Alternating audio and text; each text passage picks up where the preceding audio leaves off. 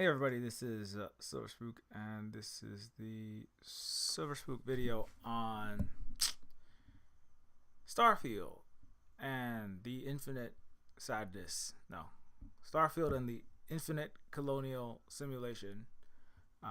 Exploring strange new worlds, uh, taking taking the loot, massacring everything, just like you did to Earth, and also shout out to SAG-AFTRA, who is currently giving colonial capitalist game companies, like, well, all the AAA game companies who are not going to have a lot of SAG-AFTRA talent, and I don't know how they're going to make their games without it, including Bethesda, which is a very large AAA game company that exploits the crap out of its workers, by the way, just in case you didn't know that.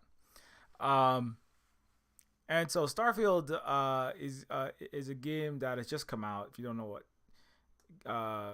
you don't play a lot of games, just so you get a little bit of background on what this is. Starfield is a action role playing game developed by Bethesda Game Studios. It is published by Bethesda Softworks. It was announced during Bethesda's E3 presentation in 2018. It is now out. I don't think I want to play the trailer just because I don't want to get in trouble. But yeah, it is a game that is Bethesda made games such as Elder Scrolls, Skyrim, Fallout 4. So they've been working on a lot of the really big, really big. They just make like really big games, like really expansive games, and I don't mean big in like.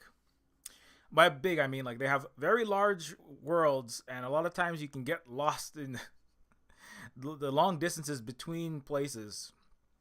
Just to be 100% frank, I stopped playing one of the first Bethesda games because I spent so much time running between towns in this like one of their first fantasy games. I couldn't, even WoW, I was like, I just get bored. I didn't have a underclass of, Morlocks. I shouldn't say that, but that's not who they are. But that's the. I didn't have an underclass of some other country's gold farming labor to do all of the boring, running around, chopping wood style, chopping up mobs to gain levels, XP, gold, armor, and weapons and spells. To have fun in these games, right? So actually, obviously that's interesting. I'm of course speaking to Steve Bannon, Chinese gold farmer, right wing, Hawaii podcast, liar. He recently did a podcast about Hawaii, but everybody is doing that now. But Steve Bannon also was famous for pioneering, speaking of colonial simulation, real world digital video game colonialism, where you literally people were playing in China and among other places in the early 2010s and 2000s.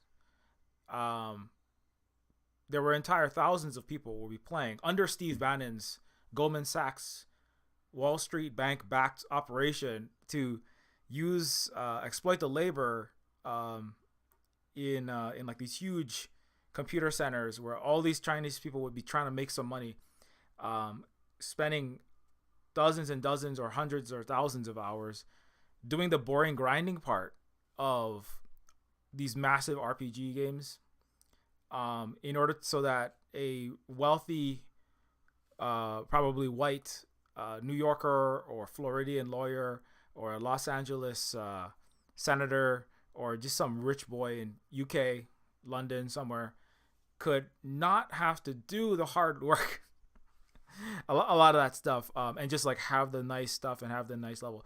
And then once they got to the high level, got past the boring stuff, then the wealthier person in an American or Europe, one of the G7 countries, metropoles, right, sitting in his fancy flat somewhere. I can't afford to buy these $90 games. You know what I'm saying? These kind of games are actually made for, I would argue, these kinds of mega huge games that like you need copious amounts of free time. That's a lot of people don't have that anymore. You need copious amounts of money to pay for all the microtransactions and to pay the level, and you got to pay for these big AAA games. You got to have like mountains of money to pay for Steve Bannon's U.S. capitalist, colonialist, digital gold farming. You got to pay for all these pay to level schemes.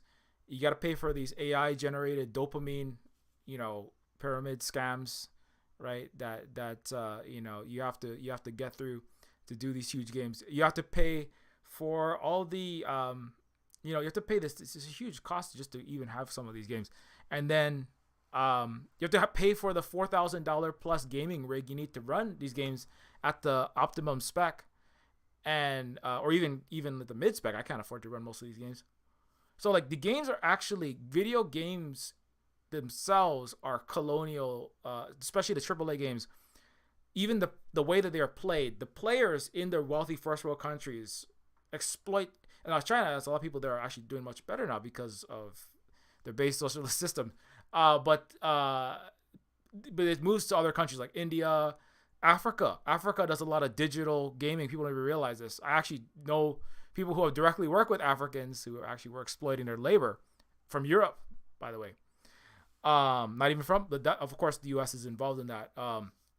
Just as one statistic, Facebook, ChatGPT, OpenAI all use hundreds of underpaid African workers just to keep Facebook usable to Africa. Like underpaid global, like African and South Central Americans paid like $1 or less an hour have to like sift through all of the videos of gory beheadings and whole kind of horrible sexual violation and all kind of disgusting racist tirades against people like them frequently, right? Posted by Nazis, so that the billions and trillions of Facebook, Twitter, Instagram, and a lot of stuff that comes out of OpenAI, in fact, so that the content that the first world wealthy player, the colonizer player, or colonizer Facebook user, the colonizer Instagram user has a nice experience, right? And that's actually, so all of the digital, there's actually a book that my friend put out, Open World Empire, and there's actually two books. Dr. Chris Pye, since I'm talking about this already, it is about, it specifically centers imperialism and the international reality of the imperial colonial relationship between the East and the West, or Asia and the global South, to the wealthy capitalist historically colonizer first world Europe, US, and how much of the games are made, and the labor to make the games, and even the labor to play the games or grind through the unpleasant parts of the games, happens outside of the colonial world, right? And this book deals a lot in part with that in many different ways. Video games are undeniably imperial products. The very existence is conditioned upon the spread of militarized technology, exploitation of already existing labor, racial hierarchies in the manufacturing, and utopian promises of digital technology. Like literature and film before it, video games have become a main artistic expression of empire today. Open world empire formed through the roots of information technology and voice violences of drone combat, unending war, and overseas massacres that occur with little scandal or protest. So the other thing too is that one point that I want to make is that colonial capitalist games, these are fundamentally colonial, I'll argue. RPGs should probably be abolished, if you were being real, but that's okay. Probably won't happen. But over time, like the reunification of not the reunification, like the peaceful reunification of Taiwan, it probably will just grow out of it. But the reality is that the games that Americans and Westerners play, like I was talking to one of my friends he's not like a violent person. Actually, he's like a left person. He's a very peaceful person.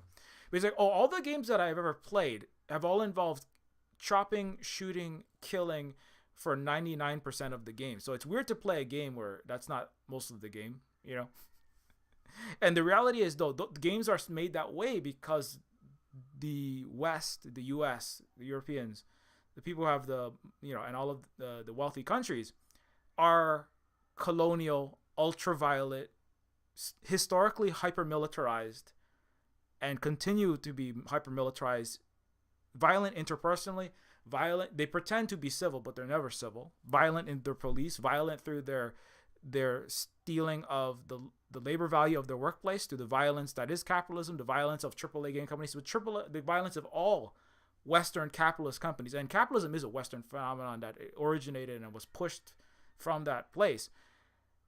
But most importantly, the violence of the infinite war that the U.S. and all of its allies are still involved in. While you're playing infinite colonial simulation, did you know that the U.S. is doing a colonial real world action? It's called the wars in Ukraine, wars in Syria, wars in Africa, right? U.S. is trying to recolonize Niger, Burkina Faso, and Mali, and Gabon as we speak. The U.S. is trying to start a war between China and Japan, China and Philippines, China and Australia, or some conflagration down there as we speak, right? So and games like Starfield, I would argue actually all RPGs basically. RPGs were born out of U.S. Pentagon war games as a tool in the arsenal to run through scenarios for World War II and things like that. But even before that, chess is just a game of war. It is a game of colonial annihilation. Colonialism is just an extension of this of an imperial tendency of certain broken civilizations to control, kill, dominate, to exploit, and build hegemony. Right? And so that's what and under extreme violent and exploitative circumstances: feudalism, slavery, colonialism, capitalism. And so when you play Western video games, you're reliving and you're practicing what your entire countries and your Western heritage have to offer, which is mass violence and mass death. But you can do it in a sanitized way from your air-conditioned house, right, in the suburb, and then you can do it. Right? And that's to practice so that you can pilot the drone. So you can pretend to be civil while piloting a drone that's killing children in Afghanistan, right? So you can pretend to be civil while you're pushing out BBC propaganda or New York Times propaganda to further a horrible, needless proxy war in Ukraine or one in Taiwan, right? So do you play the colonial simulator, right? You play the mass violence, mass killing, mass looting simulator, right? And then you go do the mass killing, mass violence from the comfort of your air-conditioned home. The thing is, today, most of the West don't go to the war. What they do is they brainwash. That's why the propaganda is very important. They brainwash people in countries closer to Russia and China or anyone else they want to balkanize and then, right, massacre everything, break up, and then loot. They want to take all the resources out of Russia. They want to take all the resources out of China. They want to stop the Belt and Road. They want to stop the inevitable spread of communism and the end of capitalism that cannot exist with human life, period, and has never been ethical at all. It's been cancer. And so as a Westerner, you must engage in infinite G.I. Joe you have to watch movies about Captain America, Captain Star Spangled Underpants, right? Movies about heroes like billionaire philanthropist, U.S. military arms dealer, complicit playboys like Iron Man / Elon Musk. They're the same person, basically, who go around the world and save the world, right? You have to watch movies about Avengers killing everyone and saving everything, right? The Boys is like at least trying to do a hot take on that, right?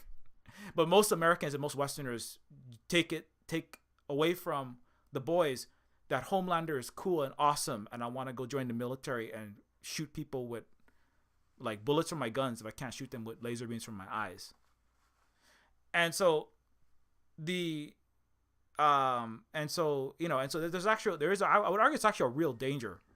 Like Starfield and I would argue all AAA games and actually all RPGs are fundamentally dangerous. People will probably be mad at me after that because I know lots of people make RPGs, but as a game maker, right? This is a question I have to because the thing is I like a lot of games like that. I've played so many games like that, but we have to acknowledge as people who have made and played games that have a colonial capitalist fundamentally baked into the Ludo narrative, right? There is a fundamental problem with with those kinds of games. But anyway, I'm kind of going off really deep, really fast early on in the stream, but I'm trying to get out of this earlier. But I did want to kind of drop. I'll just front load it just in case I forget to say it later. But and so obviously, like, well, some people will probably say, well, just because you play Starfield doesn't mean you're going to join the U.S. military. Actually, there's the number one recruitment tool for the U.S. military is straight out of video games, right? Straight out of Twitch. But even if you don't get recruited, you're already being brainwashed the second that you pick up a game, and it's not the narrative, right? A lot of times it is the Ludo narrative, or the Ludo narrative, which means the underlying story, the underlying narrative and reality pushed by the mechanics of the game itself, not the storyline, right? Not like Mario is going to rescue Princess Toadstool, or whatever it might be. An evil has befallen us in our beautiful town, and something. Kill the evil sorcerer, or rescue the princess, blah blah blah. Right? That's the narrative. But the Ludo narrative is what you're doing throughout the game, right? What are you? What in the Ludo, meaning the play, right? In the playing, what is being reinforced in the play, right? And so the purpose of these kinds of games, I don't think people really realize the purpose. I don't think people do. It's just that, but what is being reinforced is, some people there's even terms for this. Like there have been games that are made about this, right? As it is an example, games like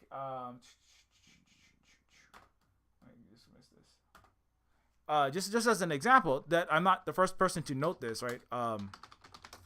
Planescape Torment, right, is an entire game that is kind of a hot take on. It is a game that kind of is a critique of the entire RPG genre, right? In the Planescape Torment, it's kind of like the first Undertale, but with much more literary characteristics, I would argue, or much more traditionally literary, massive walls of text. Let's put it that way. It's a lot of reading in it. But if you like reading books, it's like a book. It's a game.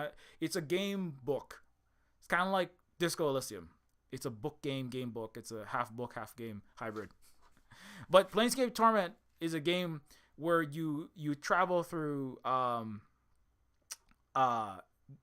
secrets of your past lives and explore planes, and you go through, it's in a fantasy universe and blah blah blah. But it is a game where you go through your past. I shouldn't tell you too much, but basically let's just say that all the people that you have killed as a hero, right? Like in an RPG, how many towns will you go through? How many goblins and kobolds and imps and all these other things will you kill over the course of an average RPG, right? Thousands, if not more, right? And so you have to visit all the people that you've killed and talk to all their families. It is part of that. Undertale is another game that like directly, brings this to the forefront, like, which is a game. Undertale is a game where you play. In case you don't know, most people know, it has the skeleton dating. Undertale has the Deltarune is the sequel, if I'm not mistaken. And Undertale has the skeleton dating. Undertale is the game that has that creepy flower in it that talks to you and turns into a eldritch terror somewhere in the game. And so, but Undertale is a game where it's a game where, if you play it like the traditional RPG, like your Final Fantasy, your Elder Scrolls, your Skyrim, your your Fallout, or whatever else games you're playing. If you play Undertale like that and you just kill everything and take its loot, the game turns into a horror game and you just go on a genocide. It's literally called the genocide run, where you just murder everyone, right? And there's a description for that has been like, it's so well known that you can find it in Urban Dictionary and TV tropes, right? I'm pretty sure it's gonna show up in murder hobo, a character who wanders the game world unattached to any community, indiscriminately killing and looting. But this is the way that it's actually, I would argue, the RPGs are designed to be played that way. because that's what they are. It's designed to be a British person in India. They're designed to simulate being an American on stolen indigenous land, right? It's it the A murder hobo is just a European colonizer or a Japanese colonizer in Asia, right? Especially after the late 1800s and 20th century. But a murder hobo is what an American is. Today, they murder black. If you're an American cop, you murder poor people, working class, striking people, and black people, right? You're a murder hobo, right? Well, you have a little bit more housed, I suppose. But technically, you're on stolen land, so you're a hobo because you're a white, or even if you could be a black participant in white supremacist capitalist settler colonialism. But every American is a kind of a murder hobo. Let that sink in a little bit, okay? That's what I mean. But somebody who wanders around, right, killing and looting everything. What is the United States doing what were they doing in Vietnam? What are they doing? What was the British doing in India? What were the French doing in Vietnam before the Americans, right? Killing and laughing and looting everyone. So RPGs are, let me get that picture. French in Vietnam. There's a famous video, so I can get that one. Yeah, this one. French woman throwing coins at children in Vietnam.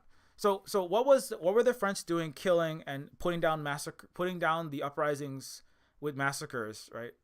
What were they doing in Vietnam? And then the Americans showed up and bombed them into the Stone Age.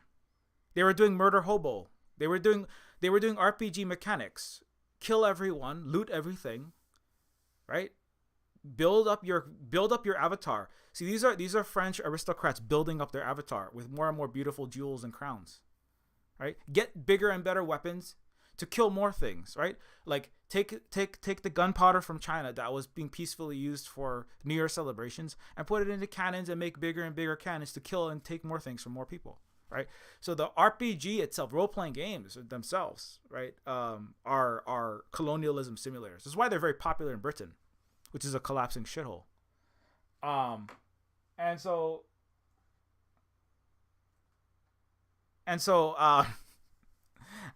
of course, like, it's like, of course there's gonna be cognitive dissonance, but it's like, but they're so fun and I didn't do anything. I mean, I know that they are, and they are fun, because you know why? Because there is a fucked up urge in a lot of people, especially dudes, to do mass violence, and people who have a lot of dude characteristics is to do mass violence and killing and death and self-aggrandizement, and if the society is run by the dudes, also called patriarchy, then the society can become a society that prioritizes the taking of life, the accumulation of wealth and power and prestige, and de-emphasizes the preservation of life and the continuation of the species. That's also known as a matriarchy or a non-patriarchy. So if you have like Western society is patriarchal, and so the more patriarchal it becomes, the more colonial it becomes, and the less it cares about anyone else, right? And the more it cares about itself, and killing of everything. So every time you play an RPG, you are reinforcing deep colonial you're hardwiring deep colonial structures into your brain, I would argue, actually. So it's actually kind of dangerous. But so like I mean obviously you have to like, so you have to like, I say this as somebody who actually like I was watching this. There's somebody who was on Black Power Media, and he even said, right, he was on Black Power Media. Shout out to Black Power Media. He even said, like, I love war games. I will play war games all day. RPGs, tabletop simulators, video games, arcade games. I play all the games. I love. He's like a radical black person who like, organizing undoing of colonial capitalism and white supremacy in America, right? But he said, I just love war games. I fucking love killing in video games. I hate war. I hate real world war, but I just love war games, right? The reason why is because there is a deep urge. There's a deep fucked up urge inside of many human beings to want to do these things, right? And even like you can like recognize, like I don't want colonialism and capitalism to exist. I don't want war to exist in the world because I know it hurts and harms and kills people. But I can't stop playing war games. And he even said like, my son and he's a black man, so he obviously has much to benefit from the end of colonialism, capitalism that are part of white supremacy. But he said, my son, he likes to play these like games where people talk, like Oxenfree or something, people just talking in these games. And I'm like, I played that game for about 5 minutes, and I just couldn't. I went back and killed some more stuff, and took their shit.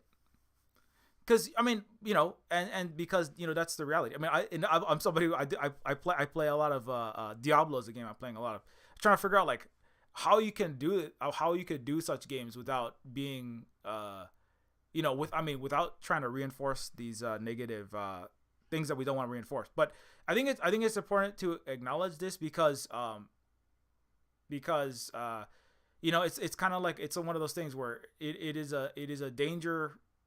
It is a danger in humanity. Period. It is a possible outcome because humans did the colonialism and humans did the capitalism, right? So if you don't acknowledge this fact, even as a black person or a Hawaiian person or a brown, because the thing is Hawaiians were in the U.S. military too, killing, and a lot of Hawaiians like just will separate. Even they can even try to separate. Well, not just Hawaiians, all peoples, black, brown.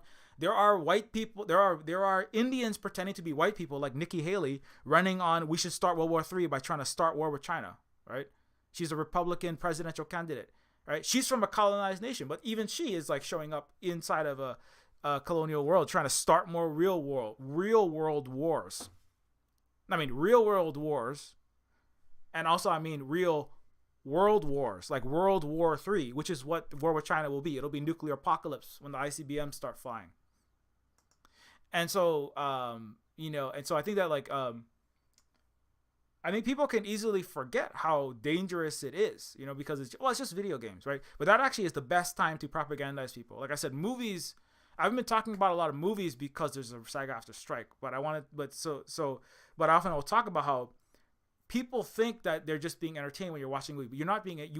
You are being programmed when you are doing basically everything. But when you're watching a movie, your defenses are down. You're not thinking critically. You're just eating popcorn and you're relaxing and chilling. And so the ideas, the Ludo narrative or the meta narrative about what is happening in movies, right? And also the outright propaganda, like like in a World War II movie like Saving Private Ryan or Red Dawn is the most obvious one, which is anti-communist, pro-U.S. Cold War propaganda. But all movies, I mean, like I said, all Avengers, all Western movies are infinite propaganda that reinforces what you are mistaught in schools, right? And which is why colonialism and capitalism still exist. If there was an education system, right, that built, full, complete human beings that are not patriarchal, that are capable of reining in the toxic masculine urges, like to kill and plunder and self-aggrandize, then we wouldn't have colonialism and capitalism. But the West does not have that. We don't have that. What we have is out of control planet killers, right? People go, why is everything dying in the whales and the dolphins? Like, well, it's because y'all, and there is a way to deal with it, but we can't deal with it if in your schools, in your colleges, in your games, and in everything, in your movies and everywhere else, people are just being reprogrammed and reinforced. Like it's not one thing, but it's all of this together creates a society, and each chain in the link, each tile in the mosaic of colonial capitalism, the gaming, the movies, the so-called education system, the so-called Western media, your work life, your home life, your romantic life, your family life, all of that links together to form this web work that self-reinforces, right? And then so people go, well, we can't change anything because to change we have to change all of these things. Well, I mean, yeah, that's why they have more. There's a word that starts with an R. It's a more serious change that is not an easy process to achieve, to participate in, or to even prepare for, but we have to do it. But anyways, so long story short, let me come back to the point. So Starfield is a game that and I'm not saying like if the gameplay is good or not. I was just like I was reading multiple reviews about it, and I was just thinking about like what people were saying, and what they were saying was basically that it's a game where you spend a lot of time, like So one person's comments. Let me see if I can find that one. You spent a lot of time going through the where was it? Starfield sterilizes the final frontier. And Starfield sterilizes the final frontier. So so it's difficult to speak definitively when discussing a game like this, a role-playing epic about exploring infinite expanse. One player might choose to join a gang of pirates, might make as much money as possible, set off on a shiny new ship to test the boundaries of space. Another might fill out a job application to join a corporate faction, Ryujin Industries, which exerts influence over all settled colonies. I mean, it's right there, right? Settler colonialism, all of the settled colonies. These kind of games are like exploration games are uniquely settler colonial on top of being colonial, right? It's about going to somewhere else, landing there, and then making your settling there in your colony, and then making your home there, right? And conveniently, these games tend to often have uninhabited planets, right? Sometimes, if the science fiction writer is being more honest, I mean, I know what's his name, Altered Carbon's, what the hell's his name? Richard K. Morgan, unfortunately, went all turfy and shit. But in Altered Carbon Season 2, it deals with the fact that maybe when you land on an alien planet, right? If there are aliens there, you just conveniently describe them as terra nullius parts of nature, and nature, they're parts of just the grass and the soil and the random animals, right? And so you just wipe them all out, right? But the final frontier, right? What is the frontier? The frontier is not a frontier in the United States, right? Because the United States was, North America was just an area that was so-called blank, right? Empty, frontier land, a forest and a wilderness, that the Jesus Christ and God above, through their divine providence, saw fit to bequeath to us Jamestown settlers and us European pilgrims and all the pan-European project that is the United States of America. It is a pan-European project.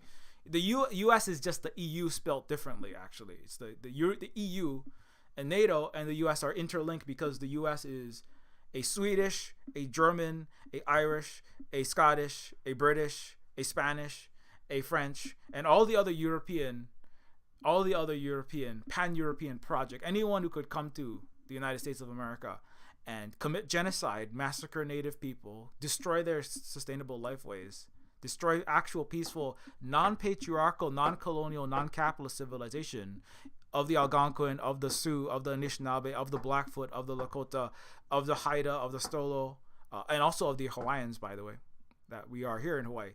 And then you could build your own personal, supposed utopian paradise under this stolen constitution that Thomas Jefferson didn't write, but plagiarized from the native people of the Iroquois and other peacefully coexisting nations, right? So whenever you do space exploration, you cannot do Western space exploration is always settler colonial genocide and slavery empire building simulator. It's never not. It cannot not be that ever. The only exceptions are those that are actually not written by the only ones I've ever seen are the ones that are not actually written by white or Americanized black and brown people, right? Because you as I said, Nikki Haley is actually she's actually full Indian. She's from India. Her family's from India, but she is fully and whitened herself. Like I have relatives like that, sadly, Asian and Hawaiian, and they're hyper Americanized. They're more American than even white Americans, many of them. Those are the people that fight the wars, right? It's usually not. Those are the people that are in Taiwan that have been hyper propagandized by the United States and the National Endowment for Democracy to believe so strongly in America that they will die needlessly for America in a ridiculous, misguided, possibly nuclear war inciting military entanglement somewhere between the Kinmen and the Spratly Islands, right? What everyone's talking about. But it's always settler colonial, unfortunately. So I mean, I don't know what. So I mean, well, I mean, doesn't mean you just can't play games. Well, I mean, I'm not saying you can't play games, but number one, you have to recognize that. I mean, I talk about Avengers, I talk about Captain America, I talk about Iron Man in a very negative light. I still watch those movies, but all of that has to be recognized, and also, I do think that there is like a possibility of having something better. I'm currently actually, I mean, full disclosure, I am working on an actual RPG style of game, but played from the opposite perspective, which is like so played from the perspective of people being invaded and then having to push out people who are right, the people who are coming into the dungeons, people who are coming into the underground world. I've talked about it a few times on several streams, but people are coming into the underground for the treasure and the loot, to kill all the goblins and the ghouls and the skeletons, right? Kicking those people out and trying to get their loot back. It's kind of like, all the British museums that are under fire, right? For having stolen all of the artifacts, right? The British Museum is where real world RPG heroes, right? Real world RPG heroes put their loot in British museums, right? Let's see if I can call for British Museum to return Chinese artifacts after the recent alleged theft of 2,000 items seeding up social media in the country. So the BBC, of course, look at it as this is a threat, right? But not just the Chinese, the Africans are saying, the Pacific Islanders were saying, there should not be any Hawaiian, Chinese, African, indigenous people of Turtle Island loot in your vault, right? This is stolen artifacts, stolen heirlooms, stolen very important sacred objects of all of ours. These are all of our history stuck inside of your vault. Why is there Chinese stolen cultural relics in any British too? This is what RPGs is about. Is about practicing to be a colonial looter. Tomb Raider is just a movie about what British officers did. This is just a movie about what Winston Churchill and clowns like that were doing, and then laughing about all the 27 dead Indians in India, right? Indiana Jones also, I mean, except for he punches Nazis, but a lot of this, like going into India in Temple of Doom, it's racist also. Going into these other areas of the Middle East, right? What was America doing in the Middle East while Indiana Jones was being made, by the way, right? Pushing far right governments, bombing, destroying, invading, making Al Qaeda, making the Mujahideen, getting everyone massacred in Afghanistan. And what was the U.S. doing in Iran, right? When it was filming these movies in the desert, right? When George Lucas was flying over there to film in the desert, what was the U.S. doing in the North Africa and the West Asia? Right? Plundering, looting, building the Saudi Arabian. Oh my God, it's so terrible there. America pushed and backed and funded and operated, pushed all of their regime, bought the most corrupt puppets and the most horrible, ruthless leaders. So the West is responsible for all the problems that they created while filming their movies about supposedly saving the world, right? With Luke Skywalker, right? Luke Skywalker is in the Tatooinean desert. When George Lucas was flying into that, why was George Lucas able to fly into that desert? Why couldn't the Iranian Revolution? Why couldn't Thomas Sankara and his film directors fly to America and make a movie about America killing Africa, right? And forcibly stealing billions of dollars of African wealth over the $45 trillion, or 50 or $60 trillion stolen from Africa in the last 60 years, from Africa to the U.S. and Europe and the global North, right?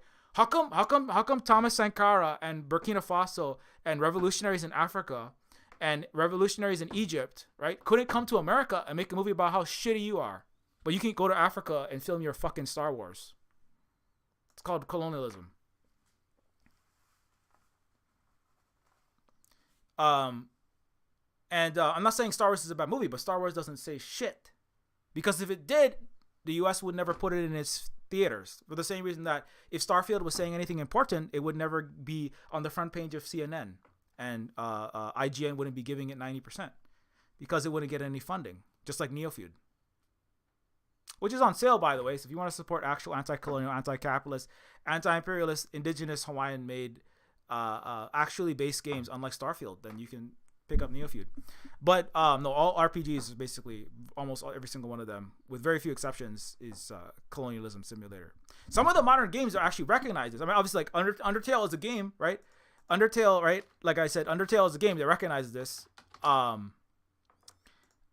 Like the Undertale genocide run, it's actually a whole. It's an entire formal official sequence that you can go through. It's just the genocide route is just the normal route in an RPG, right?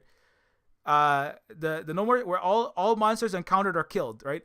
And the thing is, in Undertale, it ends up with then you become this murderous, horrible ghoul who just is hell bent on planetary domination and kills everything from flowers to bugs and everything. You know, just the most horrible person ever, right? But that's just like a normal American, actually. It's just a normal European, historically, or your government certainly, and all the people that run your country still to this day. Right. The difference is in Undertale.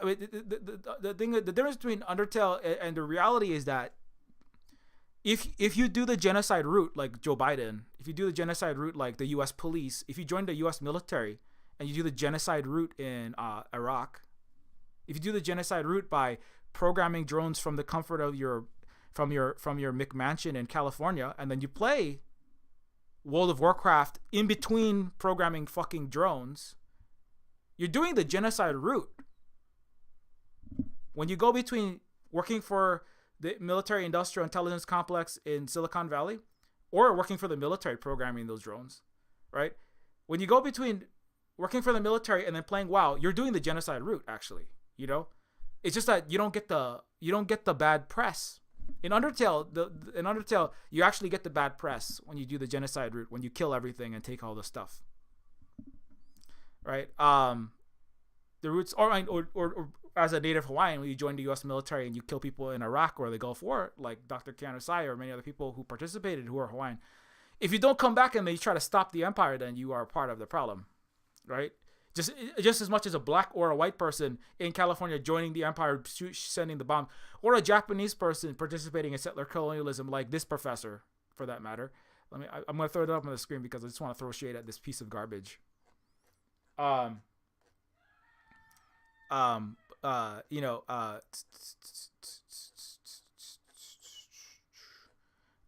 by the way, also Oprah and Dwayne Johnson, just a quick, just since I'm already there, speaking of beneficiaries of empire, Dwayne Johnson, stop making movies encouraging young people to join the military by glorifying G.I. Joe, cops, and the U.S. empire. So stop playing soldiers and in a positive light, because that is only making more Samoans and other people do colonial capitalism genocide route. Okay, so stop doing that.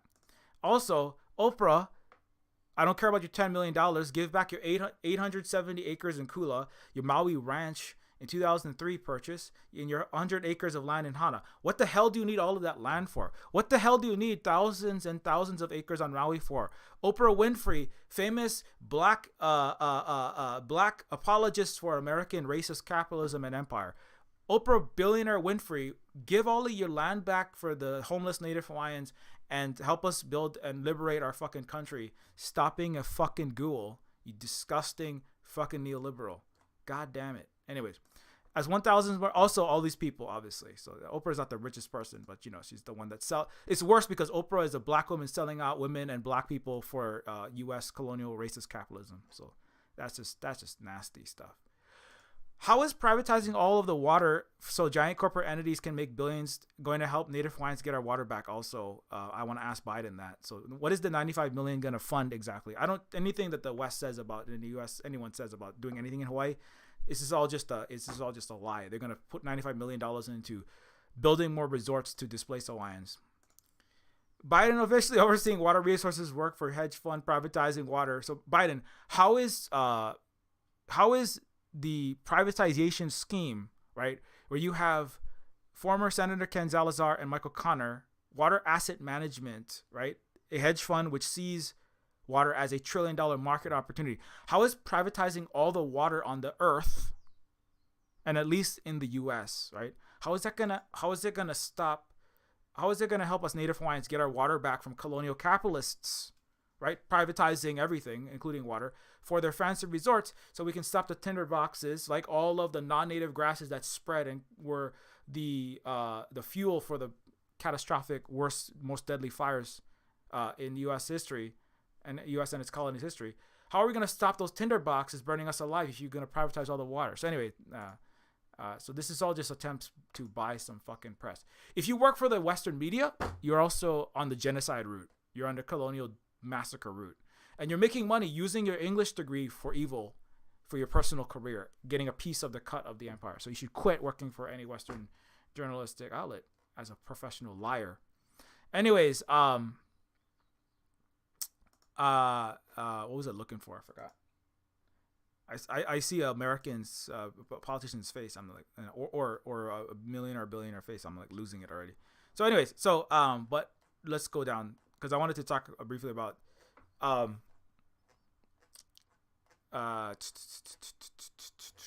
I'll dunk on Sargon of Akkad later. I don't have time for that clown. The difference between James Dole and okay, no, it's not that one. That's just here it is. Yeah. So I talked about Nikki Haley, but let's come back to the top of this. I guess I'm going to talk about Sargon of Akkad. Okay. This is getting off the Starfield topic, and I'm going to come back to it.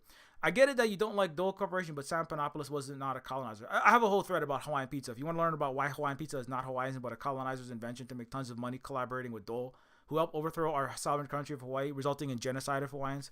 So Dole was an RPG protagonist. Dole was a Starfield. Dole was a tropical Final Fantasy or World of Warcraft protagonist on a genocide route in Hawaii. You see? So he killed lots of Hawaiians, right? Especially in the 1900 U.S. colonial caused fire, where they forced Hawaiians back into the fire. I talked about that a few weeks ago, where white cops and armed white men forced Hawaiians and Asians back into a intentionally set massive fire that burned the Hawaiian and Asian parts of Honolulu. So Dole participated in that killing. That's like that was the RPG hacking and slashing with your Falcon of chopping +10, right? Or your in Starfield, I guess the equivalent would be like a pulsar blaster of alien, or aka indigenous species zapping +4, I suppose. I don't know what kind of weapons they sell you in Starfield. I don't care. I'm not going to play that shitty game. So Dole overthrew the country, mass killed Hawaiians, and then banned the language and culture, and he made tons of money selling the pineapples on our stolen land. So in case you didn't know that, I just want people to know that. He's also one of the people that are the reason why there's the Maui fires, because of his giant big ag monocropping, right? That depleted all the natural wildlife, and also helped his people like him were the people who rearranged the entire water system and redirected streams away from Native Hawaiians' historical capitals like Lahaina, Maui. So anyways, read about that. But I'm going to get lost in the woods. But somebody commented on this one. Okay, I get it. You don't like Dole Corporation, but Sam Panopoulos was not a colonizer. He was a Greek immigrant trying to make a living. So this is the problem with people who, if you believe in the immigrant story, right? And not to say that people who immigrate are like fundamentally just evil, but if you move from a place to another place, like for example, right? If you are a European moving to another place, you could migrate, and you could also be a settler colonizer, right? Now, what is the difference? That's where it gets interesting. But the difference between James Dole and Sam Panopoulos is that Dole made much more money as a European settler colonizer, benefiting from the stolen indigenous land. Because the reality is, Sam did come from Greece, but Canada is stolen native territory on their genocide, with the backing of the Canadian government and the Catholic Church, among other entities. All of Canada is participant. Just like if you, I'm not a bad person. I'm a veteran of the U.S. military. My family, I'm an immigrant family, right? Like Dwayne's family, Samoans didn't originate in Canada, where Dwayne's parents were for a period, right? So Dwayne, he's African and Samoan, right? So he's not white, but he also has settler colonial characteristics inside of the Turtle Island, right? You don't have to be a white person to benefit, and Greeks are European, by the way. So this is like saying again, right? Dole was an immigrant who made a very good living. The difference between James Colonizer Dole and Sam Colonizer Panopoulos is Dole made way more money as a European settler colonizer, benefiting from stolen indigenous land. The reality is, actually, Sam Panopoulos made a lot of money as well. I want to put this up on this. Sam Panopoulos, right? He appropriated all kinds of culture, by the way. He actually made fake Chinese cuisine, and then he made fake Hawaiian cuisine. He tried out all kinds of other cuisines, and he's not Hawaiian. He should not have been slapping this label on. But the reason why Sam sought fit to slap the label on is because as a European in Canada on stolen native land, native indigenous people's land, he could sell a lot more pizza, right? Just jumping on the Hawaiian everything bandwagon, right? Sam is part of why people slap Hawaiian on Hawaiian punch, Hawaiian shirt, Hawaiian spaghetti. I was talking about Hawaiian spaghetti in a previous thread. But Sam was one of the people who like Dole, popularized just calling things Hawaiian that had pineapple on them, right? That he's, as a non-Hawaiian person, he was participating in cultural appropriation and settler colonialism against indigenous people in Turtle Island with Canada, right? So that all makes him, and that all makes him colonizer. Also, he directly got the pineapples from Dole, and that's part of that process. So being an immigrant, like Nikki Haley's parents are immigrants, right? Nikki Haley's parents are immigrants, and they're settler colonizers because they're benefiting from the stolen native land, what the U.S. is built on, right? And she made a great career for herself. She has millions of dollars now as a Republican congressperson, right? She is not white. She's Indian. But by joining in the white American and Canadian whiteness itself and its project of just stealing other people's culture, looting other people's culture like a RPG protagonist, right? Looting Hawaiian land and then looting the Hawaiian pineapple and then looting the Hawaiian name and just like throwing it around like Hawaiian is just a tag to sell your shirts and your fruit punch and your pizza, right? Just throwing Hawaiian all over everything, right? Then you are joining in the mindset, the colonial mindset, which is everything is out there for my taking. Everything exists for me to take advantage of it. I don't owe it back anything. I don't owe Hawaiians back anything. I don't care. I just want to make as much money for myself as possible. I just want to make as much fame and money and career for myself as possible. And so that's why James Dole got more money than Sam, but they're both colonizers. And yes, if you participate in the system, you're a colonizer too. I mean, if you're born in America or Canada, you're just a colonizer, period. You're just starting off you're not as directly beneficial and as extreme a colonizer as Dole or as Winston Churchill or as Captain James Cook in Hawaii. But you are still a member of that. Even as a Hawaiian, like the moment I was born, I'm going into a settler colonial school, like every school in Hawaii almost. I'm already becoming a self-colonizing person, right? This is a thing because people think of colonialism as a historical thing, but I'm trying to disentangle your incorrectly tangled Western brain. You have everyone. If you're born in America or Canada, you have colonizer education, so you have to get actual education. You don't even have to be white. I mean, that's why you know why the world's dying. You know why everyone's getting sick and millions of people are dead from COVID and everyone's spreading the illness. It's because you don't protect the collective and think scientifically and rationally, which is not capable. You're not capable of doing that under a capitalist system that prioritizes mass misinformation over sharing of the truth, right? And that's why you believe in capitalism in the West, right? So if you want to fix anything, you have to undo all of this. Anyway. Let's go through some of this though and get back to Starfield because I'm gonna waste too much time off of this. You don't have to be white to participate and benefit from racist settler colonialism. Take for instance Asian's professor, right? Because the thing is, Sam Panopoulos, as a Greek person, he definitely is a European, right? You don't have to be European to participate in the benefit from racist settler colonialism. Take for instance this Asian professor at the University of Hawaii that teaches anti-Hawaiian and attacks his own people for a fat salary under the U.S. occupation. So this was this guy here, Jonathan Y. Okamura. He said locals should express their resistance to external threats peacefully, affirming local culture values of acceptance. He actually had Captain Cook, this guy, Jonathan Y. Okamura, professor at the University of Hawaii. University of Hawaii is not a place of Hawaiian learning. It's a place of Hawaiian genocide.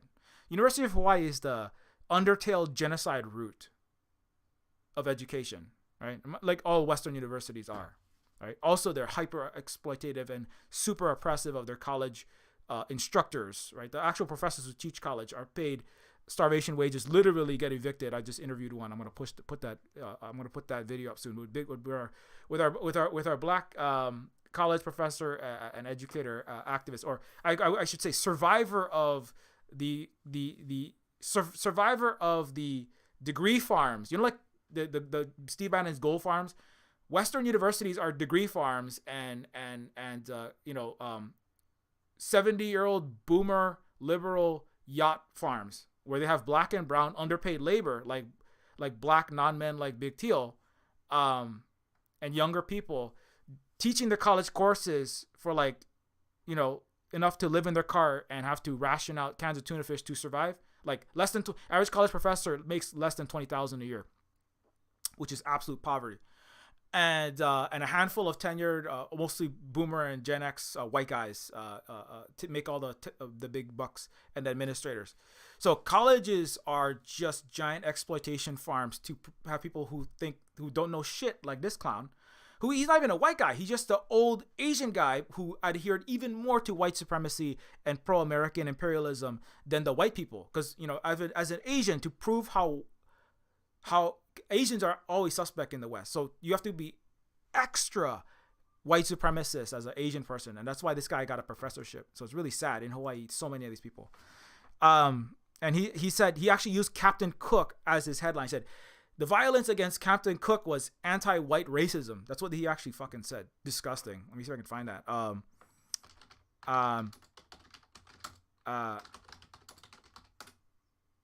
Yeah, here it is. Check this out. He has Captain Cook. Anti-white violence has persisted since the killing of Captain Cook. He actually said Captain Cook, when Captain James Cook, who came to Hawaii as a literal British colonizer, occupying Hawaiian territory, literally kidnapped the child of a chief of Hawaii, did all kind of horrible, gross violations, and then got himself killed by his own actions, right? Because he was literally committing crimes, multiple of them, including kidnapping, and it's historically celebrated. But these are the people. In this guy, Jonathan Okamura, he's a professor. He's an Asian professor, right? Like Nikki Haley, he's an Asian person, right? Who is extremely whitened themselves, become adherent to white supremacy, Western imperial colonial capitalist brainwashing, and now they have a great career. He has a career as a professor. And Nikki Haley has a career as an American Republican politician, right?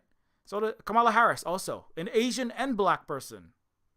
Kamala Harris is Indian and black, and made a great career for himself under a white supremacy, locking up more black people than anyone else in California, as the lead prosecutor who pushed to keep nonviolent drug offenders in prison. And so this is the kind of thing that the University of Hawaii teaches, by the way. And so I bring this up because, I want to, because people go, I can't be what are you talking about, colonizer? There's no possible way. I'm just a normal suburbanite somewhere in, Michigan or whatever. Or I'm like a brown, Asian and black person in a Kauai or something. There's no way. No, you absolutely can be part of the system. You probably are. So, this is a Hawaiian person in Hawaii who took this guy's class, and it was violent. He hated me for being Kanaka, that's Hawaiian. He hated me for being Okinawan, which is another oppressed people in illegally occupied by Japan with the backing of the U.S., and hated me even more for being from Waianae, which is it's a poorer part of Hawaii, historically disproportionately Hawaiian. I didn't know what I was getting. It's like Lahaina, right? It's a place that is due to climate change and other colonial capitalist American problems, very dry. And Waianae is also a place where there have frequently been wildfires and people could be dying from them soon, like Lahaina in Maui. And Waianae is also historically, right, very much has been harmed and has historically large Hawaiian populations and has been left by the wayside by the U.S. illegal occupation. And it has extreme poverty there. I worked in Waianae. When I worked in as I said, Neofeud is based on the game, working for the poorest and most impoverished, disproportionately Hawaiian and Pacific Islander youth of Hawaii. Right, basically I was working in the ghettos trying to help kids who had no education in Hawaii or had little access to resources and just in poverty, many homeless children. Right, I worked in like everywhere, all the poorest parts of Oahu, of Hawaii, and Waianae is one of them, one of the poorest places. Waianae, there's Kalihi. If you live in Hawaii, you know these places. Oahu, Waimanalo, Palolo. And then there's a Central, and then there's Waiole. All the historically Hawaiian areas are all the poorest places because of settler colonialism and the U.S. Empire. And so, and this is what the University of Hawaii participates in. So, but anyway, my point is that you being a Greek settler colonizer, benefiting from stolen indigenous land, and culturally colonially appropriating Hawaiian as a way to sell your pizza, is doing the same thing that Dole did, and maybe not quite the same level of success. But you can also be an educator and be a non-white, racist settler colonial capitalist like this dickhead. You could be a Japanese Asian professor, right? And the thing is, right? Somebody brought up this guy's class only exists, right? So this Asian anti-Hawaiian, white supremacist, Americanized capitalist, Japanese guy, right?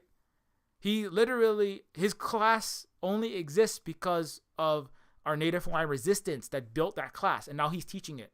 Because the University of Hawaii, like the entire state of Hawaii, illegal state of Hawaii, is built upon the annihilation of our Hawaiianness, our lifeways. Our existence is a threat. Right, that's why Hanani K. Trask said the U.S. is a death country that gives death to native indigenous peoples like us and native people of Turtle Island or North America. And that's why there is collaboration between white and non-whites who want to get a benefit. The immigrants, because Jonathan Okamura, his ancestors very, very near were not from Hawaii, obviously. So the United States is based upon a mass influx of constant immigrants who then Americanize and participate in white supremacy despite not being white, many of them, and then using them as their front shield to say America's not racist when it is, to say that America is doing better. That's what Anthony Mackie and black people go. Anthony Mackie's even said they put black people on the front cover of the Disney movies, but when the writer's room, the producer, and all of the big parties, after parties, for all the Disney productions, Hollywood productions, they're all 98% white. So what Jordan Peele's movie is about, Get Out, where white, wealthy wasps are taking over black bodies, right? And so you can still have a black and Asian and brown faced and in the front of its TV, in its universities, pushing it to the front, all of this representation, but still be a racist colonial capitalist empire, which the U.S. is. And so that's why we have to unfortunately we have to call out these people, and then the U.S. can use that liberals can use that as a shield. Well, you see, you're just being racist against Asians or something, and that's why it has to be non-white people who have to internally call this out, because if it's a white person, but that's how real empire maintains itself, is by putting out token goods like Western aid to Africa, like, oh, we're helping Africa. Well, you're not, right? Oh, look, it's an Asian professor. We're helping Asians. How are you helping Asians when Asians are still being murdered at a rate that's thousands of percent higher in this past 5 years than ever before. Right? When Asians are constantly being investigated for being Chinese spies, even if they're not Chinese, by the way, being banned from owning anything outright in America. They've already passed laws that ban any Asian person, Chinese people, from owning land in Florida and in Texas and multiple other places, right? And then elderly are being pushed down and murdered in the streets. It's never stopped in the Chinatowns, right? Asians are being massacred in the massage parlors still, or in places like a couple years ago in Georgia, right? So one Asian in your this is why Asians have to be super white supremacist, right? They have to be so racist, because then I have an aunt who made millions of dollars. She did makeup for Ann Curry and USS war criminal Colin Powell in the Bush administration.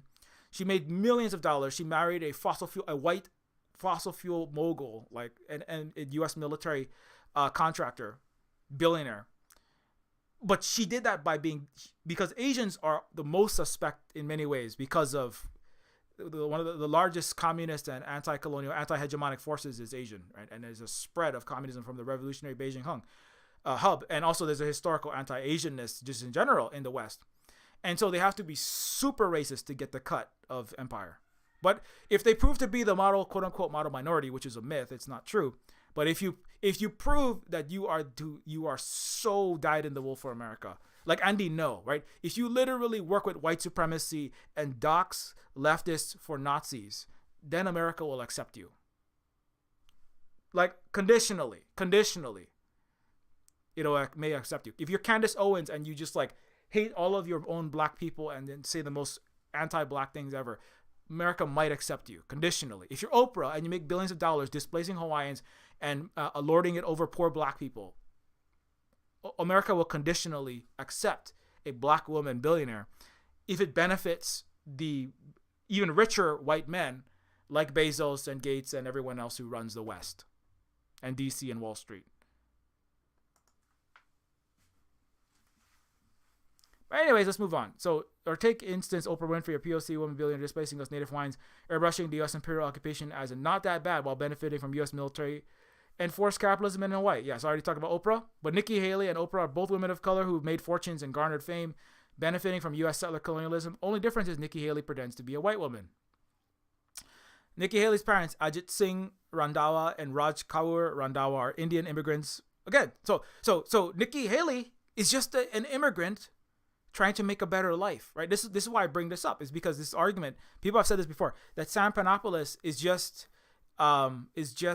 immigrant trying to make a living, right? Nikki Haley is just an immigrant trying to make a living, you know? She's just an immigrant trying to Kamala Harris's family, they're just immigrants trying to make a living. Everyone in America is just an immigrant trying to make a living. You're a settler, you're also a settler colonizer benefiting from genocide, capitalism, and imperialism. Nikki Haley just happens to have done better than you. Right? Nikki Haley, what's her net worth? Nikki Haley could be the next president of the United States. Right? She's worth at least $8 million or $6 million now, right? So Nikki Haley made $6 million. My aunt, right? She's an Asian and Hawaiian woman. She made more than that. She made like, I don't know how many tens of millions of dollars, right? Being super racist to Asians herself. She was Asian, being racist against Asians, being racist against Hispanics. She called like Mexicans like beaner. She had like dozens of maids in her house and would like berate them with racist slurs while her, as an Asian Hawaiian woman with her Mexican maids cleaning her multiple bedrooms and sinks and chandeliers, she would scream racial epithets at them. Right? And then like Nikki Haley. Nikki Haley probably has Hispanic maids and she will berate them. Because that's how you become an American. As an immigrant trying to make a living for yourself, benefiting from racism, capitalism, and colonialism. How Nikki Haley, yeah, so anyways, and so everyone's all mad at her because she's saying racist things, which that's what everyone's always doing. But the interesting thing is, my aunt is actually very similar because she like tries to appear as white as possible. She changed her accent to be as white. My aunt also changed her accent with a slight southern twinge, but with a New York snobbishness with a southern twang. So you get the right mix of heartland plus coastalness, and then that's what gets you elected in the United States, right?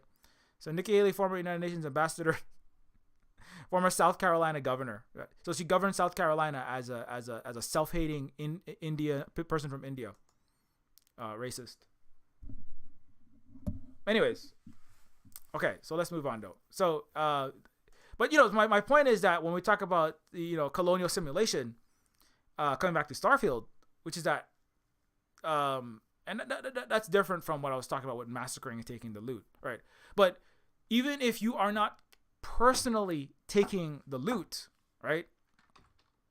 Even if you are, even if you're not personally taking the loot, as a member of the United States, as a U.S. politician, as a U.S. professor, pushing out the U.S. Western narrative, pushing out the pro-imperial narrative, right? You are benefiting from the war, the looting of other countries like Iraq, like Afghanistan. Like if you're a military service person, you are directly looting in the U.S. military, illegally invading under a war of aggression Iraq for their oil. Right? In RPGs, you kill kobolds and you take their gold and their jewels and their the scimitar of fire from a dead demon or a Balrog or whatever. In the real world, you go to a country that is coded demonic by Western Christians like Iraq, right? Muslims, right? Like Afghanistan, evil terrorist Muslims, right? Like Vietnam, evil communist demonic Asians, right? You kill them in Iraq and instead of taking gold and swords, you take oil, right? You go to Africa, you take coltan, copper, diamonds, and slaves. I mean, Libya literally have slave markets, and Hillary Clinton celebrated that. So colonialism is not done, it's still happening. So when you play RPGs, you're preparing to enter the colonial capitalist genocide run called the existence of the U.S. and NATO. But anyways, maybe that's too much for people to handle, so I should probably slow down. But I didn't want to say that. So because if you understand, like you don't have to like return Starfield if you bought it, but I'm just gonna point that out because it's important for people to know. So that, when people do make the things like, just as one example, like Binti is a book that is a space exploration is involved, but the way that and our kids have read it, but the way that the space exploration happens in this, it is a Niger American, that's what Neofeud self-identifies as in the Binti trilogy that I frequently bring up.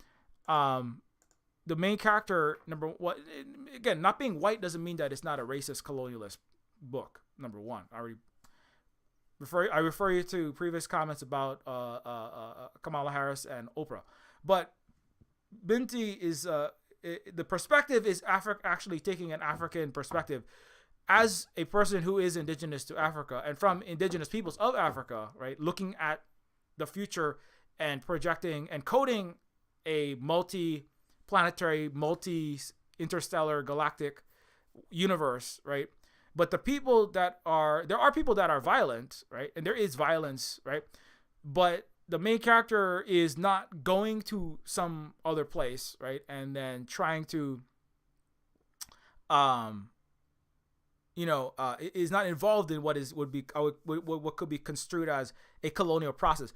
The main character is caught up in a colonial problems, right? Where there's the Earth has the cow civilization.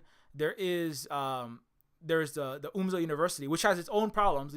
Actually, in Binti, there is a direct call out of the university system, which is racist, which is white supremacist, which is colonialist in many aspects, right? In the university, they have huge departments just for making weapons, because guess what? Universities and have huge tentacles inserted into them in their funding. What kind of classes get taught? Lockheed Martin and all the military industrial complex is involved in all the universities of the United States of America, among others, right? What the people are allowed to learn is controlled by a handful of 90% upper middle class or higher white men. They control the entire curriculum of universities. As I already said, the universities are massive. There are black women and brown people and non-white people, younger non-white and especially non-white women exploitation grounds. Older mostly white men in the universities, right? New York University, California.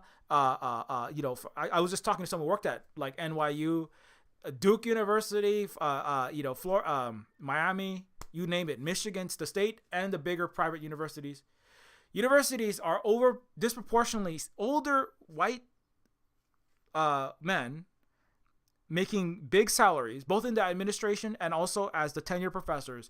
And then the people teaching, over 75% of all courses are taught by graduate students, non-tenured faculty, permanent temporary faculty, or some other. And those faculty, contingent faculty, they're paid usually less than like $20,000 actually the average, but most of those professors are making, at most $30,000 if they're lucky, right? And that's even teaching like a full-time course load. Like I just talked to a Professor Big Teal, one of our frequent stream members and Silver Spook friend. Big Teal taught him at the university and literally was evicted and had to go to the food bank regularly because they couldn't afford to eat and they couldn't afford basic rent and things like this while teaching full-time at this university. And it was like a prestigious university as well. But anyways, so that's another thing, right? Which is that, there is a colonial university, and there's also there is a colonial forces in the galaxy. But the main character is trying to figure out how to make peace between the tendencies towards violence from multiple species in the multiplanetary civilization, right? And so the perspective is noticeably different. It's like it is noticeably not an American perspective, right? Now Nigeria itself, inside of Nigeria, they have ECOWAS, they have U.S. and Western colonialism's tentacles is still in there, right? Like in Japan, right? There's huge tentacles of the U.S. in Japan that are making them actually pushing them to release all the nuclear wastewater that is hurting Japan. But actually 80% of Japan does not approve of releasing the government and TEPCO going through with releasing nuclear contaminated water, right?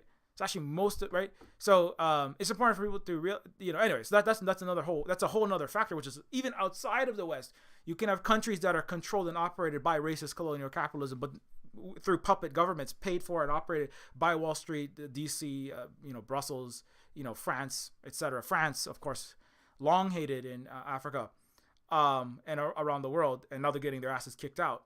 But and so even outside of the U.S., like I said, you don't have to be white to participate in white supremacy and colonialism. You also don't even have to be in the U.S. You could be in Africa. You could be in some another country in Asia. The country might be under colonialization, but if you are participating in the puppet government, right? If you're participating in as an Asian person, right, like Tsai Ing-wen in China, right, against your own people by being paid millions of dollars by Nancy Pelosi and the U.S. to push for this ridiculous, ill-advised, war-starting Taiwan independence, and radicalizing young people, brainwashing young people into going with you, that could get Taiwan destroyed, including all the young people, right? Then you are an Asian person in China, collaborating with racist colonial capitalism for your personal millions of dollars benefit and your political campaigns, right? While being outside of the West. So anyway, and everywhere around the world has this. Hawaii has this. Hawaii is a country that has paid puppets, like even the Hawaiian ones, like the William Isla, who made massive amounts of money tearing down Hawaiian sacred shrines, right? Like Okamura is a person who teaches in the Hawaiian ethnic studies program. He is an anti-Hawaiian person, right? So in the U.S. looks for people like this. The one out of 100 people who will sell out their people down the river, also called Wendigo in some Turtle Island cultures, who will sell their own people out for their own personal cut. And so that is how everybody around the world has the potential to participate in the infinite colonial reality Although I should take that back. The finite colonial reality of Earth, right? And you can practice for that by flying around space, killing and stealing other people's stuff, and pretending to tell interesting stories. Right? But you're not. Anyways, also underpaying your workers. So now some of this I'm being extra inflammatory today. So I think I am being extra inflammatory today just because I like assaulting AAA games generally. Because AAA game companies massively exploit their workers, their programmers, their artists, and their writers, and weaponize plagiarism software like generative AI that is not AI at all. It's actually artificial stupidity. It's artificial criminality. That's what ChatGPT and Stable Diffusion are. And so I support the SAG-AFTRA strikers. I don't know if you saw this. This was really cool. Is that the SAG-AFTRA is announcing their video game strike. Yeah. Where is it? SAG-AFTRA. Oh, wait. SAG-AFTRA members are about to vote on a video game authorization, and I think they voted yes. After a year of negotiation, they say major video game companies have failed to address the needs of actors involved. So they're calling for a second simultaneous strike. Video game actors do not... I mean, I was like, what? When is this going to happen? When is this going to happen, right? The video game industry is bigger than the film industry, right? It's an open world empire, and that's an open world pocketbook of money being thrown at it. You know what I'm saying? Video game industry size is massive. The video game industry size is $347 billion, right? Is just in the U.S., right? Versus, I wonder what that is. Yeah, the game stream market. What?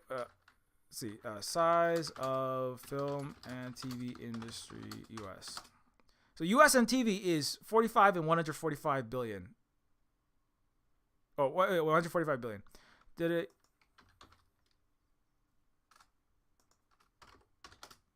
The U.S. Game industry is so the U.S. game industry is well above the film industry, right? So all of the game workers absolutely should unionize, strike. Not just SAG-AFTRA, all game programmers, writers, level designers.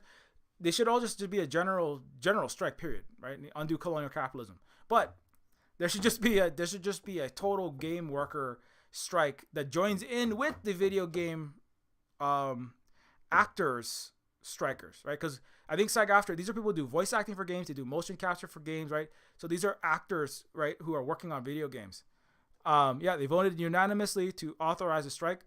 So stop making Starfield 2, stop making Diablo 5 or whatever. I mean, Diablo 1, I still play that, you know. So I mean, I say this stuff, but I'm obviously guilty of playing these sorts of games. Well, even more so, I have to talk about this. But the new games that they're working on, I mean, just on the sense of exploitation of the workers who work on the games, it's worse than film in a lot of these circumstances. Actually, when I heard the royalties, the streaming, what do they call those? Streaming payments that were like 3 cents, 25 cents. The actors were getting basically nothing, almost nothing, right? They're getting maybe enough over 2 years to buy one taco or like maybe a one Starbucks latte, right? For hours and hundreds of hours of work they did on a show, right? The residuals, right?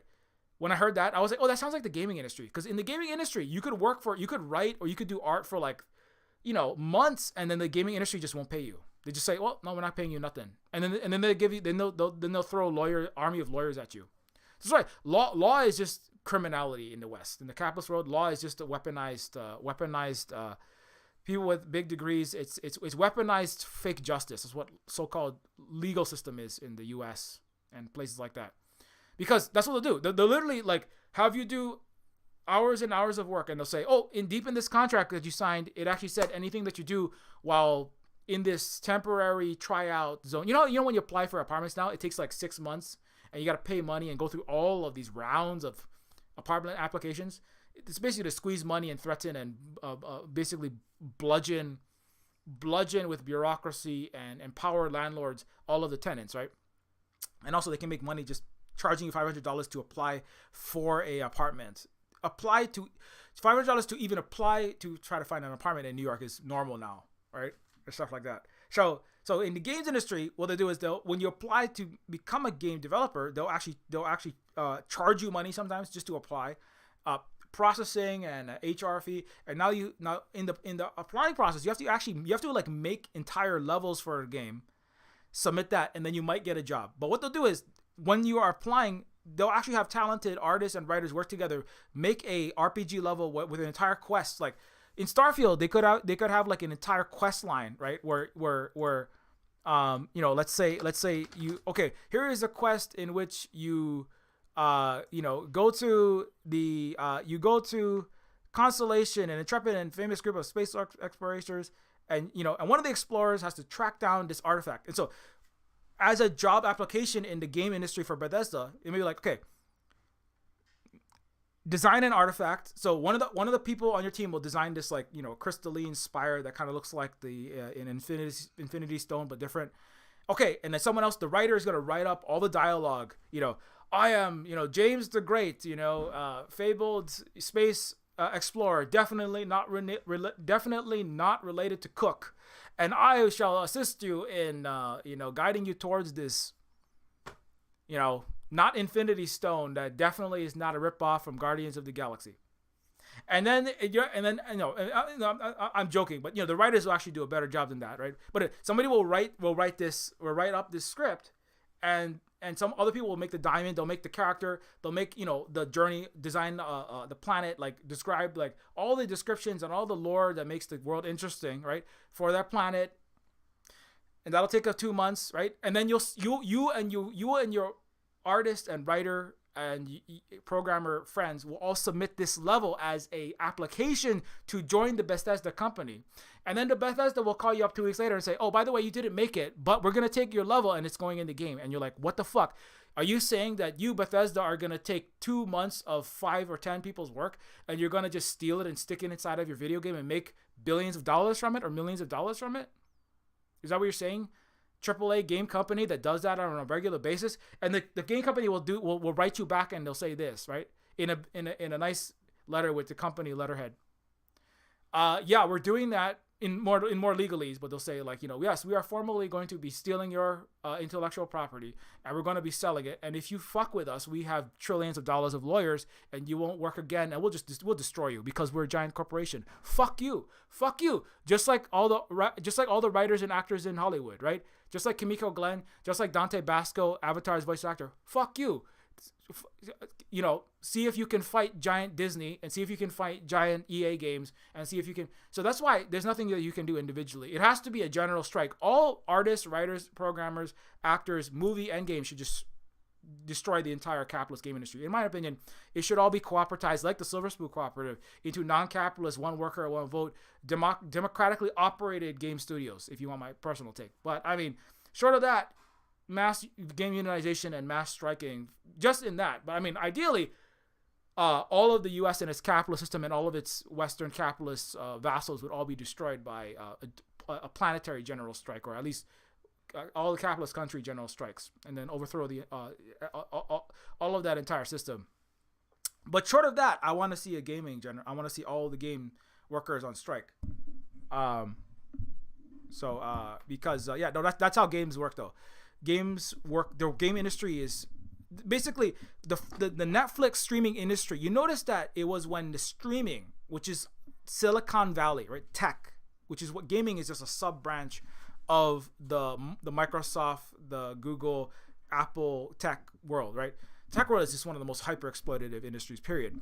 And the gaming is even more so because gaming has such a huge armies of young people who love video games, right? It's fun, it's prestigious, it's cool, it's neat. There's even more people who want to be game workers, and so they use that, right, the surplus labor as a threat to all the current laborers to drive the wages down, right? That's what it is. The army of the unemployed, or the army of the wannabe I will work for nothing fanboy, right? I graduated from Full Sail. Wannabe game devs pushes the game developers' wages way down, right? And acting similar has a lot of people want to come in and act into, well, if we'll get rid of you, we'll hire someone else, right? But the thing is, SAG-AFTRA, at least that's why they have these unions, to make sure that people that are working are getting something decent, because otherwise Hollywood would pay everybody nothing, right? That is what they do, actually. They do take people who will work for nothing, and this causes terrible problems for the other actors and writers who need to eat. Sometimes they call them nepo hires, but sometimes what it is just children of billionaires, millionaires, Hollywood star, like the children of the Barrymores is one, where they actually, the family had a lot of money. They're not worried for money, right? Like Harrison Ford, Dwayne Johnson's not worried for money, right? So he could work for free if he wanted to, right? Or children of wealthy could work for free in Hollywood. They don't have to worry about bills. But most actors, 85% of actors are paid poverty wages, and they don't even make enough to qualify for health insurance. Not that health insurance is any good in the West or in the U.S., but they don't even make enough to qualify for that. And so most of the actors in Hollywood need those wages. They're not just they're not just, oh, if I don't make any money from this Netflix series, I'm going to be fine, right? But the same thing for a game. The game world is not staffed primarily by people who can choose to work on games or not, and just sit on their trust fund or their massive inheritance, right? If you have an inheritance, it's because you're a settler colonizer, by the way, as well. So a lot of people who like to be all high and mighty, talking about, well, I work on open source software. Okay, that's fine. And everything should be free. Okay, that's fine. Okay, but who's your fucking family, right? Where is your money coming from that you're able to work for nothing? Because the thing, as a Silver Spoon Cooperative, we don't have like billionaire family. I don't have like another house. I don't have someone else to pay my bills if I don't pay the bills. Like, we have to pay our bills, because if we don't pay our bills, there's no electricity and there's no roofs and shit like this. You know what I'm saying?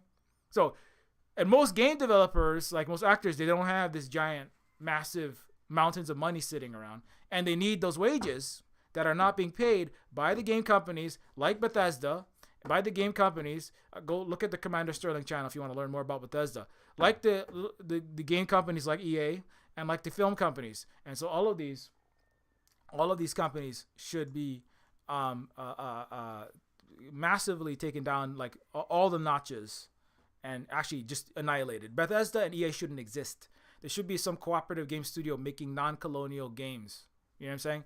Without exploiting their laborers, right? Without benefiting from the continued colonialism and the production of with oppressed labor in Asia, to make the circuits that go into the graphics processing units, that go into the Alienware computers, that go into the RAM and the ROM chips that are needed in the screens to make the games that you play, on top of the way the video game software itself is made. All of it is in various ways colonial and capitalist. But anyways, it's 12:22. I should go. But anyway, so I know I made like 3 Hawaii videos in a row, so I thought I would change it up a little bit.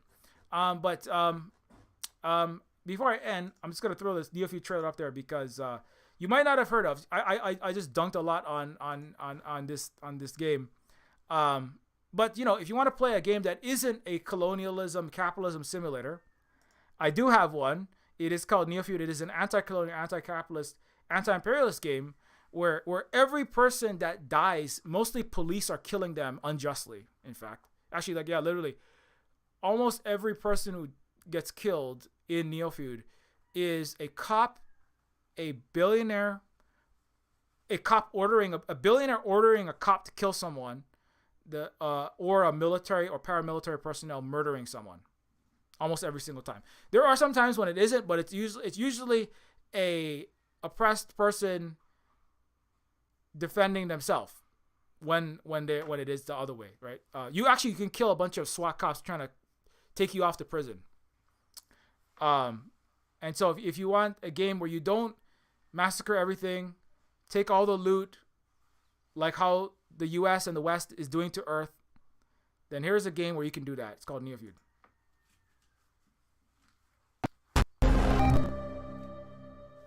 The Illuminati created us. They wanted to build a god with their own hands, and instead they created us. Just because I'm made of silicone and aluminium, I must be doing something wrong. That's machine stereotyping, that is. That's reality, that is. Machines are second-class citizens. Humans are sentient persons by default, ma'am. They have personhood by heredity. There are thousands upon thousands of overqualified slum dwellers. You are my peon. Don't you get it? This wasn't a job. It was always just an excommunication sentence. We're pawns in a feud bigger than we can imagine. Turn the cogs of the machine, or Leviathan grinds you up and swallows you and yours. We don't get to choose our hand, comrade.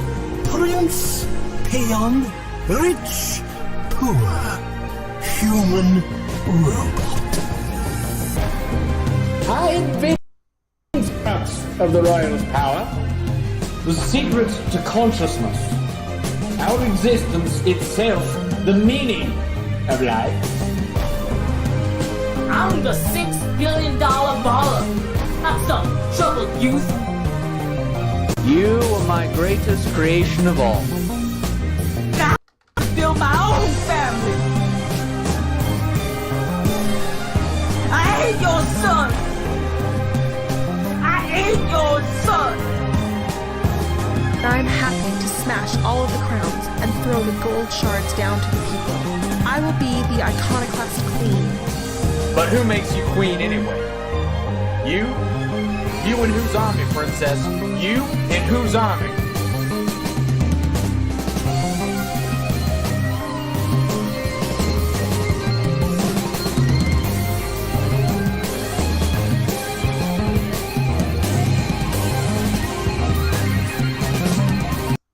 So anyways, Neofeud is already out, so if you would like to help us out, don't forget you can run and skip and jump and hop and flip and cyberpunk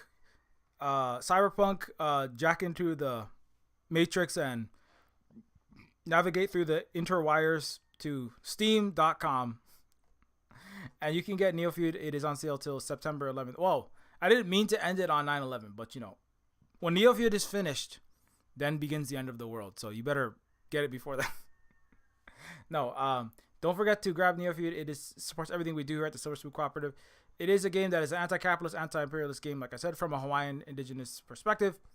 And it's also a game that is also on itch, if you don't want to get it there. Also, Neofeud is the Silver Spoon Cooperative is a non-capitalist, explicitly non-capitalist cooperative. There's no exploitation of labor that goes to an unpaid class of people based upon their access to capital, which is what a capitalist company like Bethesda is, or like a Hawaiian Electric Company, or like EA Games, or like Activision, right? So Neofeud is where the what is produced and the revenue is democratically decided by the members of the Silver Spoon Cooperative. So if you want to not support shitty game companies, Neofeud is also on itch.io for Windows, Mac, and for Linux. It is on sale there as well. And it is also, of course, maximum revenue comes to us when you pick it up on itch. Yeah, see, they're talking about like how you can tell somebody has daddy's money, because they talk about how they don't have to make money. I mean, it sucks, but we're in capitalism. You have to survive it, which means you have to make money. Otherwise, you know, the thing is, even if it wasn't capitalism, people would still have to do work in order to produce the things of value that everybody needs, right? And so the people under capitalism who don't have to work, right? A lot of those people are the ones who, you know, they like to kind of poo-poo and be all holier than thou at people who have to work for their existence, and like kind of like berate them. But I would argue that's another form of neo-feudal colonial capitalist snobbery, in fact. And so please support us, because we do need to work. Otherwise, we don't have anything here at the Silver Spoon Cooperative. If you would like to support our continued education, as well as dunking on Bethesda, and also support our education on what's happening in Hawaii, including the Maui fires and the aftermath of that, you can also support us at Ko-Fi and in a one-time donation. And you can also support us through Patreon at patreon.com/Neofeud. When you become a Patreon member, you do get access to the Silver Spook Discord, behind the scenes on Silver Spook Cooperative, what we're doing here, Silver Spook University, and several other benefits, including knowing that you're supporting anti-capitalist, anti-colonial action here in Hawaii. Unlike lots of other crappy people who are currently making money occupying Hawaii and displacing us Native Hawaiians. So also you can follow at Silverspoon Games at Octodon.social, at Silverspoon Games at Mastodon.social, and you can also follow Silverspook Guy at Silverspook Guy on Twitter, at Silverspook Games for the games related stuff. We also have Instagram and Facebook. You can follow Terminus Cyberstar. Now, Terminus Cyberstar is a game that I have designed. It is an RPG game, but I tried to design the game so it's as minimally colonial and a genocide route as possible. You actually are fighting mostly police in this game, and you start off as a massively disempowered person in the world, and it is a sequel to Terminus Machina, where you also play a socialist activist revolutionary trying to stop, iPhone 9 factory worker slavery in San Francisco as, robot cops and U.S. military drones bomb Black Lives Matter and socialist and unionizing and activists. So Terminus Cyberstar is a sequel to that game. So if you want to check that out, you can find this game on, it's on Twitter here. It's not out yet. Join the Discord. Also, you can follow Holly at the Tech Fairy. Holly at the Tech Fairy is, of course, partner here. Holly is currently in a brief hiatus. Was still on the net, but we're in a separate spaces right now, because of mandatory colonial government tyranny. I would say, let's say colonial. Well, tyranny is like a very white word, very white. Colonial. Due to necessities that we have, we must jump through in order to exist. Holly is around digitally, but we're not in exactly the same space. But anyways, Holly is producer and manager with Cade Nix, partner here. Check out the Cade Nix music and variety show on Twitch. Holly's also parent caregiver to the two Hawaiian keiki here at the Silver Spoon Cooperative, educator and writer. Holly is Haole, which is just a word that means foreigner. So Holly is a foreigner, a white person, but in Hawaii, and is not Hawaiian, but is married to myself. So Holly is the only person that is a immigrant making a life, but is not a colonizer, because Holly is supporting the indigenous people here, is married by invitation by an indigenous person, myself, to Hawaii, and is helping us in helping us directly in our anti-colonial, anti-capitalist U.S. illegal military occupation. So if you're just visiting in Hawaii, you're not helping anyone, by the way. That's why this tweet is important. Thanks everybody for watching. We'll be back in the evening on Twitch, and I'll be more chill there. I don't know why I was very intense this morning. I don't know. But anyways, we'll be back in the evening, and we'll be hanging out. So until next time, keep your mirror shades polished. Be excellent to each other. Get Neofeud. Don't get Starfield. Why would you get Starfield? Why would you get Starfield? It's like ridiculous. You obviously gonna get Neofeud. And we'll see you later on the Twitch stream. I'm sorry, I forgot to thank the patrons. Sorry about that. Thanks patrons for your continued support. Thank you very much, and we will see you later on the Twitch stream.